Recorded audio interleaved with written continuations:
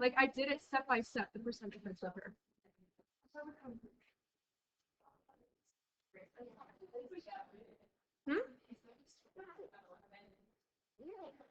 Look at the graph. It's like a very soft slope.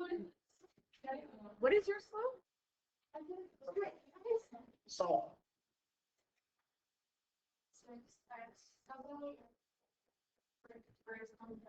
Okay.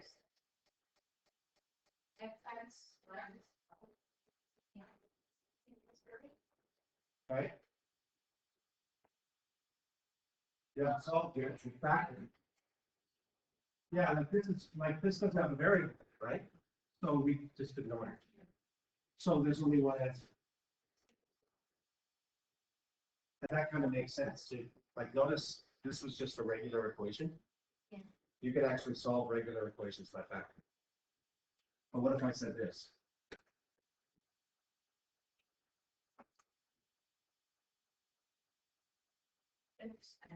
Six x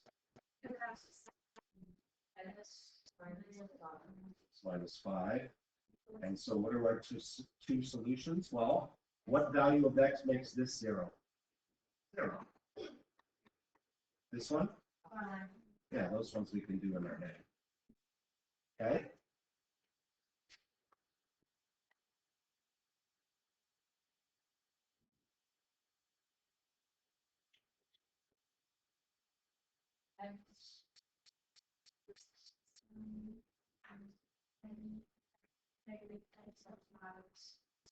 Because you all agree it's this? Yeah.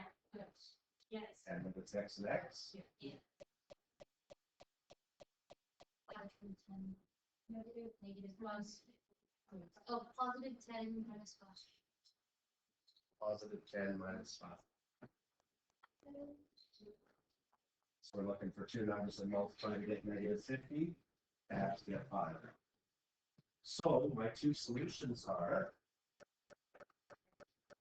negative 10 and 5. Okay. Common mistakes students will make is they'll go from here to here and they'll be so proud of themselves that they'll stop and move on to the next question. Remember, factoring is only part of the process. Last year, you guys were asked to stop here. But this year, we're taking it further and using factoring to solve equations. Okay, so to finish this up with factoring, we can apply to word problems. So you've seen a question like this before, similar, okay? The height of a baseball hit into the air relative to time is given by the quadratic function h, or h of t, is equal to 30t minus 5 times t squared. When will the baseball hit the ground? Looks awfully like a max-min problem, doesn't it? Yeah. Why is it not? It's very simple. Why is this not a max-min problem? Don't overthink. It's very simple. Why is it not a maximum or minimum? Because it doesn't say the word in the question. So don't confuse it with what we did. You're not making a function and finding the vertex. You're actually finding when it hits the ground. Well, when the baseball hits the ground, what's the height? So we're actually solving 0 equals 30t minus 5t squared.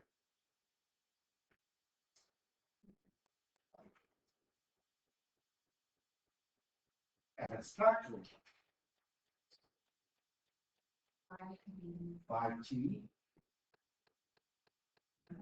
16. Really? Oh, you've reversed this? Okay, that's fine. I'm going to pretend I didn't reverse it, but if you did, that's still right. 6 minus t.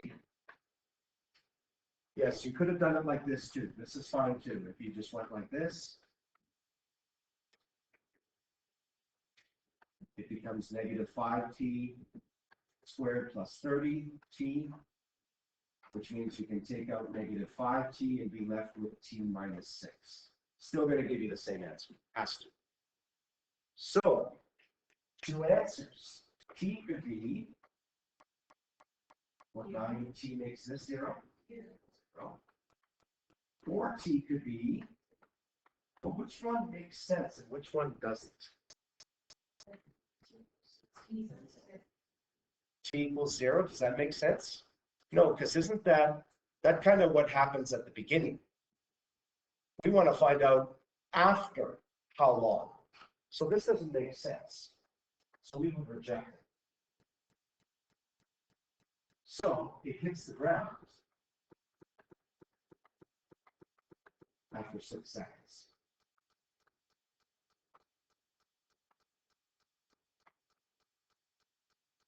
Notice that's something very different than finding where its maximum height will be and the time that it takes to reach its maximum height. So one of the things you guys are going to have to know now is how to differentiate between a max-min problem and a quadratic equation problem. Okay, that one you were given the equation. These two, you have to construct it. First of all, how many unknowns are there here? 2.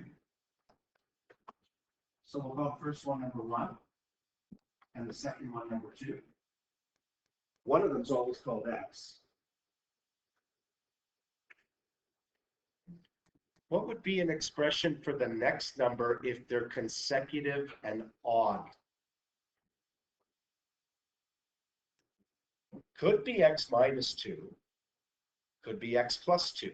Because if I said, okay, tell me 3 consecutive odd numbers starting at 11. 11, 13, 15. What did you do? You started at 11, add 2, add 2. Okay?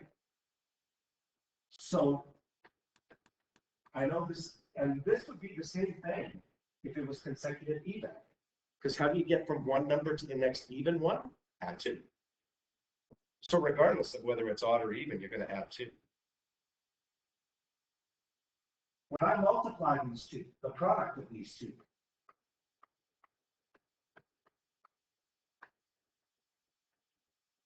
I'm told my answer is 99. I just created a quadratic equation. But now we've got to put everything on one side, don't we? Make it equal to 0. So I've got to do a couple of things. First of all, I'm going to multiply through to get rid of the parentheses. And then I'm going to take the 99 over to the left. So it's going to look like plus 2x minus 99, because I subtract both sides by 99, equals 0. Now I'm ready to factor. Trinomial. X and x. Negative 9, positive 11, which means x could be what? 9, or so there's actually 2 answers. Because if x is 9, what's the next consecutive odd one? So the pair could be 9 and 11. Or the pair could be negative 11 and negative 11 plus 2, negative 9. So they could both be positive or both be negative. So there's 2 sets of answers that work. So sometimes there's going to be more than one answer. So the numbers are 9 and 11, because those are consecutive odd, and they multiply to get 99. Or negative 11 and negative 9, because negative numbers can be consecutive and odd, and those multiply to get 99.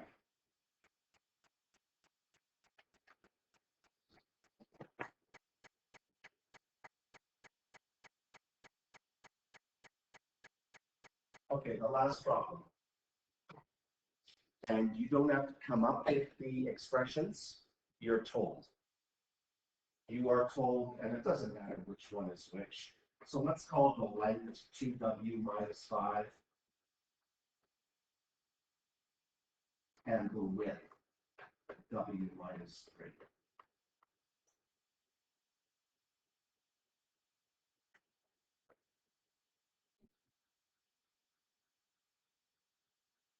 Now we have to construct our equation. How do you find the area of a rectangle? Oh, sorry, it should say a rectangular field. Yeah, so I take 2w minus 5, held together by parentheses, because you have to keep the two together, times the width, which we call w minus 3. Keep those together by parentheses. And I'm told that it equals what?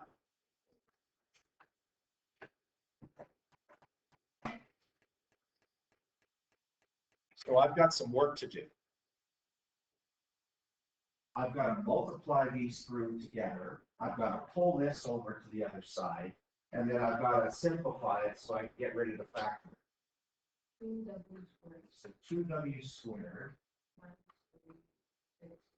minus 6w minus 5w plus 15 equals negative 36. Sorry, plus 6 times negative 1. Take it over. So this is 2w squared minus 11. And then when I minus 36, what's 15 subtract 36? Minus 20. Minus 25.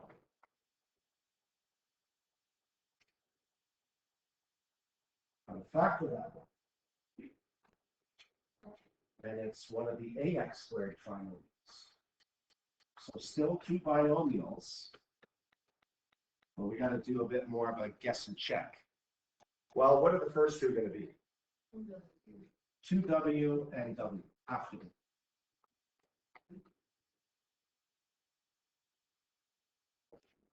What are the numbers have to be? I'm thinking it's going to be 7 and 3. One of them's going to be negative. The other's going to be positive.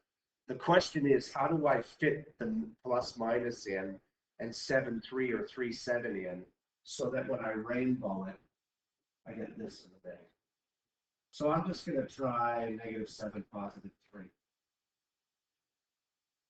And that's it.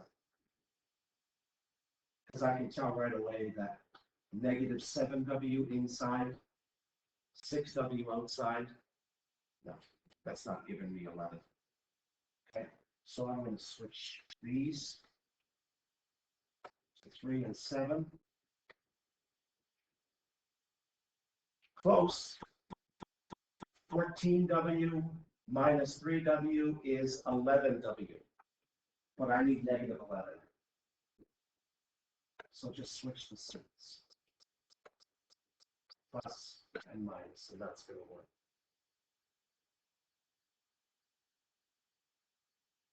Now we got to set one equal to 0, or set each one equal to 0 and solve. Well, this one I've got to do a little bit of work. This one you should be able to get in your head. What value of w is going to make this 0? Just this, I'm going to have to subtract 3 from both sides, and then divide both sides by 2 to get negative 3 over 2, or negative 1.5.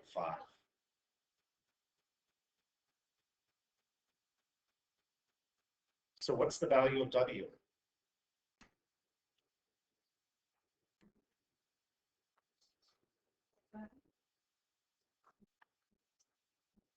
Just like we're asked to find.